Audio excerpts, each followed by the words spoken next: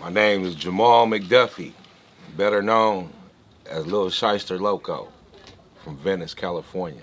You know, I'm from the sunny land with the palm trees, man, where the sand meet the land.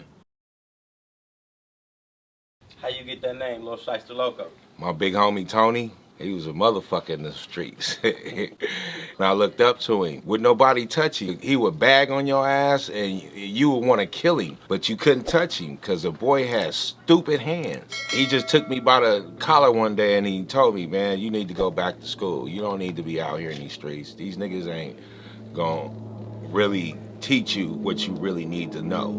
Ended up going back to school and ended up playing ball a little bit. You know what I mean? I wasn't expecting to do all that. You know, I didn't know I had all the skills, but Yeah. I did, evidently. And it got me to a point to where I damn near went pro. And being a part of the drug game in Venice, that fucked me up. It wasn't right. You know what I'm saying? Yeah. I was selling drugs to athletes on the team, you know? What sport? Baseball, I lost it. I got blackballed out of the league where I couldn't play no more. A lot of people don't know, they just know that I stopped playing. That's the moral to the story. I got caught up in the drug game, selling drugs to athletes. So how old were you when you first started selling drugs? 13, 13? yeah. What was you selling? Rocks. What made you want to sell drugs? Seeing all the homies with all these different cars. I mean, one nigga had like 20 cars, and he provided for like a lot of us to have cars like that. Yeah. I'm 14, 15 years old. I got a Cadillac on Dayton's, paint, D's, music, you know, just doing what we want to do, spending money. I'm 16, 17 years old with $400,000 I found. I really never told nobody, but yeah, I found $400,000 and I bubbled off that shit. But if I would have been stupid, I would have told somebody and somebody would have robbed me. And I was smart enough not to say nothing. So when you found that money, were you still selling drugs or did you leave the drugs alone? I went to a higher level. I didn't have to sell drugs on the streets no more. I set up in a condominium in Marina City Towers and was selling drugs out of Marina City Tower. How many of your homies from Showline Crip was doing that? A lot of us. But the crew that I ran with, a lot of them are dead. You know what I'm saying? I say more than half of them. All by gun violence or how? Yeah, definitely. Out of all the people that you came up with that was selling drugs and in the dope game, how many of those people are homeowners now? Man, I can't even tell you, bruh. Besides my homeboy right here from neighborhood Linwood, my nigga T Money. I mean, I'm sure some of my homies got houses, but I don't really know too many of them that do. What about how many of the homies got houses in Venice? How many own property in Venice from your generation? None, homie. None? None. But any of your homies that you grew up with still live in Venice? Not that I know of. So with all that fast money y'all was all getting back in the day, did nobody save no money? Did they not put it in a trust fund or anything like that? They was buying money on material things. Nobody got property? Yeah, because motherfuckers wasn't thinking ahead, man. It's like this, when you in a dope game, easy come, easy go, fast come, fast go. That's just the name of the game, and you gotta understand that when you get into it. When you were making that fast money back in the day, I'm sure you guys were making so much money where people could have became homeowners in Venice. What made you not buy a property at a young age? When you buying property, you gotta have your ducks in a row. And being that you having fast money, you're not thinking about trying to buy no property because then you gotta figure out how you gonna explain to them where you got the money from, for one. Number two, you being black, got this type of money, they gonna know off the top what you doing. These motherfuckers is not stupid. Any type of nigga come with all cash, he's doing something illegal. 9 times out of 10, I ain't gonna say that every time, but 9 times out of 10, yeah. Can you tell me what age you first heard about the Venice Showline Crips? 6, 7 years old. And what age did you get put on Showline Crip? When you born and raised in Venice, you ain't gotta be put on. That's just where you at, you know what I'm saying? And can't nobody take that from you. My cousin S-Man, Sonny Man, he didn't want me to be a part of that. He tried to keep it away from me. But the more he kept it away from me, the more I went towards it. You know what I'm saying? Seeing him, this nigga was a millionaire at like 16, 17 years old. How'd he get all that money? Selling drugs. That's all we knew. You know what I'm saying? They didn't give us no other opportunity but to sell drugs. They dropped the drugs right in the middle of the hood and what they expect us to do. Nigga gonna do what he know how to do best, get money. Yeah. You know what I'm saying? If they had other opportunities for us to get money, believe me, we will be getting money that way too. The more we try to look for that opportunity, the more they try to snatch from us so we don't have that opportunity. So I heard back in the day they used to call you a Rich Crip. Can you tell me how you got that nickname? Rich Crip was originated from a lot of the guys from the east side, me coming from the west side. He a little Crip from Showline, so we gonna call him Rich Crip. We ain't gonna call him Showline, we just gonna call him Rich Crip, you know. So people started calling me that in certain areas that I went in. Little Crip nigga with the little bread, you know what I mean? It was just always something had to do with money. Yeah. It's just always been that way. I've had it, I done lost it, I'm finna get it back again. That's the road I'm on now. You know what I mean? And how has having money all your life shaped you as a person? It taught me not to judge, because fast as you get it, that shit could be gone. And you could be right there with the nigga you just judged. So treat everybody equally. Can you tell me how your life changed once you became a gang member?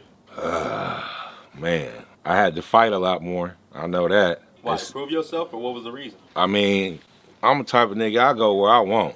Can't nobody never tell me where I can't go. So when I ended up going places where I knew I shouldn't have been, you know, niggas that see you look different, act different, dress different, they gonna question that shit. And I'm the type of nigga, I ain't finna turn down nothing. So, you know, nigga asked me where I'm from Venice. Oh, you from Showline? Yep. Next thing you know, it's a problem. Sometimes I thought it was more of us being from the west side. They like, them niggas ain't no fighters, them niggas ain't no gunners. Yeah, we gunners and fighters. We do it all just like they did. So back in the day, was there more gun violence, or was there more fights than gun violence, or was there equal amount of both? Man, back in the day, niggas squabble up. We ain't turning down nothing. We squabbling up. My homie Airhead had to pull me out of one squabble up we had at the Coliseum with the Bloods. Man, them Bloods, I don't know what they did, but they grabbed my ass and snatched me into a middle of their pile and tore my ass up, and my nigga Airhead came and saved me. I want to thank him for that, man. That's a real homie, you know. Anytime that nigga need anything from me, he got it. How'd he save you? What did he do? He put his life on the line for me. Because just like my life was in danger in the middle of that pile, his was in danger when he decided to go into the pile to get me out of it. My nigga Head's a real one. It's my sandbox. So everybody know, love you, Head. V's, my nigga. Can you describe how gangbanging was when you were growing up? It was more unity. We were structured. We had rules and regulations, you know. And if you didn't abide by them, there's a plan called discipline. And if a nigga don't act right and you don't get your ass to the park and get your discipline, nigga, we come into your house and discipline you in your front yard, nigga. It was a cold game, but see, that kept us structured. It kept us in line, kept us from doing stupid shit. Like today, man, these kids is internet banging and all that. We wasn't doing none of that. We were going to their hood. We didn't have the internet back then, so we couldn't do that shit. We had to go over there, right on them niggas' wall. Nigga, we was here. SLC. Get with it or quit it. How do you look at gangbanging now? To me, I don't know if niggas consider me an OG or whatever. I don't know. But this shit is watered down. It's not gangbanging no more. Niggas need to knock it off, man. Like, let's be as one, bro. I don't give a fuck where you from, Blood, Crip, man. Let's be black. Let's do what we supposed to do, man. I don't even think gang banging really even exists anymore. What street you grew up on? And what avenue? I'm a Fifth Ave baby. My grandparents owned an apartment building between 5th and 6th. That's where I sold my drugs when I was a little kid. What street? Indiana. Okay. You know what I'm saying? I'm an Indiana baby, straight up. Those that didn't know, they thought I was a Broadway baby. I'm an Indiana baby, now you know. What year were you born? I was born in 73. What was Venice like when you were growing up? Can you describe it to me? Oh, man. Growing up in Venice, It was family orientated. We partied every day. It was like an amusement park. Every day we doing shit. Motherfuckers coming through in lowriders and showing out their cars. We had a thing about cars in Venice. We had fleets of cars, man. I mean, we used to go to LA and a lot of LA niggas be like, damn, y'all niggas doing it out there? Yeah, them little Venice niggas got money. Because when we would caravan at least 20 cars. You know what I'm saying? 20 cars, 4 niggas in each car. You know what I mean? That's a lot of fucking people. Yeah. And that's a lot of fucking cars. That's a car club. Yeah. You feel me? And we was just hood niggas just doing hood shit, having fun, man. When you were growing up in the hood, could you have ever imagined Venice looking like it does now? Not at all. I never would have thought that in a million years. I knew it was a money pot, though. I knew that coming up because any place you got movie stars, professional athletes, professional authors that write novels, we got sitcom talk show hosts. Anytime you got that around you, you know you around money. You know what I'm saying? Because they not going to be setting up shop just anywhere. Can you tell me what year you really saw Venice start to change and become more gentrified? I was in prison at that time. Oh, so you didn't even get to see it firsthand. Yeah, I was in prison. I've been in and out of prison a lot of my life. I done did 26 years of my life in prison. And how old are you? I'm 47. I'll be 48 in August. So most of your adult life you spent in prison? Yeah. What would you say Venice is like now? Can you describe? It's gentrified, bro. Like, I'm gonna keep it real. Too many fucking white people for me. You know what I'm saying? Back then, motherfucking white boy walk through the hood, he getting smacked up, beat up, robbed. Might get snatched all his clothes off, make him walk home naked. It's just different now, bro. And then, like, they taking over all the property. That's where it's fucked up at. Reverend Home Church on Westminster. I can't believe I walked by that church. I grew up in that church, and I gotta look at that church and see what it is now. That ain't right. So back in 1994, I heard there was a gang war that lasted for about 9 months with 5 different Mexican sets. And they was all going against the Shoreline Crips. Can you tell me about that situation? I'm sure you were an active gang member at that time. Man, that shit was wicked, bro. A lot of niggas didn't make it.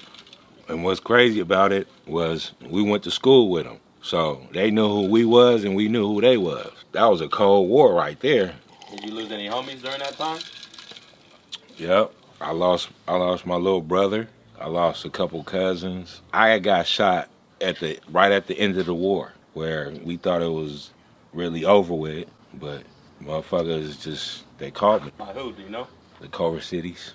Where did you get shot? Where'd they shoot you? In my back, my thigh. I was trying to lean over inside the car. They shot my car up on Centinela and Palms. It was a gas station on the corner. I guess they was finna go to the hood and catch one of the homies, but they seen me and caught me. I almost didn't make it that time, man. Did you think you were gonna die when you got shot? Yeah, because wasn't nobody there. It was late night. It was a lot of bloodshed on both sides. Niggas wasn't playing. And we was by ourselves, you know what I mean? We had no help. We had no outsiders, you know what I'm saying? And can't no hood in LA say that they done been in a war by themselves amongst all the Mexican gangs. And we still hanging, we still around, and the Mexican mafia respect us? Come on, bruh. Do you feel like crooked law enforcement was involved in it too? Yeah, it was. They tried to wipe us off the map. But they couldn't do it. Too strong? Yeah. Too black. Too strong. During that period, did you ever feel that you were in danger of being murdered? Yep. But at that point, I didn't give a fuck. You know what I mean? Whether I lived or died. Did you ever leave the house without your gun? Man, I used to have 2 or 3 guns on me. I used to have an ankle holster, my backup, and then I kept my 9 right here, and I kept my other 9 in the back. If you could give your younger self one piece of advice, what would it be? I wish I would have been more wiser. I wish I would have listened to a lot of my big homies that's really not here no more. Can you tell me your best memory in Venice? Man, growing up in the hood, seeing a lot of the homies with their cars coming through, hitting the switch for us, and, you know, showing the little homies what it is to have a little money and to enjoy it. You know, buying shit, fixing it up, making it the way that you want to make it, you know, and putting their own little twist to it. If you were to give a percentage, how many black people lived in Venice when you were growing up? I would say 90%. 90%? Yeah. And what percentage of black people live in Venice now? 3. 3. When did you first start seeing everybody move out of Venice, the black families? In the early 90s, like 93, 94, 95. Like in between the war and right in the middle of the war, when the war kicked off. Were people just scared to be there? That's why they left, or? They was losing loved ones, you know what I'm saying? Like, you don't want to stay in the same spot you done lost a loved one to, caused the gang violence. What was the hardest time in your life? Being in prison away from my family, because I know they loved me, and I was doing stupid shit to put myself in a situation to be away from them. Because you say you've been in prison a lot of your life. What was the craziest or most nerve-wracking experience you had in prison? It's called a removal. When you up under a Crip car, there's leaders. What they do is they determine whether or not if they can stay or if they have to go. I was one of the individuals that did the extermination. If he didn't want to go, I had to make him go. However I may need to make him go. I'm not going to say what it is, but he's going to have to leave one way or another. Where would he go? Like PC, or he have to go to another cell block, or what? Nah. He go. just had to go. Okay. God just got a hand over me some type of way, man. I should have been dead a long time ago. I guess he got me here to do this, you know? Yeah. This is for my homies, for the homies that ain't here no more, you know, that can't speak for themselves, you know. I'm going to speak for them, you know. That's just what I'm here for, I guess. And can you tell me the best time of your life? Being around my moms, you know, my mom's was like my best friend. She wasn't there a lot of my life, but, you know, the part that she was there in, she made a difference. She made me man up because she told me she wasn't going to be here all my life. You know what I mean? So I had to stand up on my own 2 feet and learn how to do for myself instead of having a woman doing for me all the fucking time. What's the most important lesson you've learned in your life? How to respect a human being. That was the most important thing in my life. And being in prison, if you don't know nothing about respect and you go to prison, you gonna learn. That taught me a lot about respecting the next man. Life goes on. You can't, you know, judge everybody. You can't judge nobody, for that matter. I know that if an individual is doing some stupid shit and I don't want to be around it, why be around it? Go the opposite way. That's that man. He's going to make his bed. He's going to have to lay in it. I ain't got to lay in it because I ain't a part of it. Let's ride. Appreciate your time, cuz. All the time, bruh.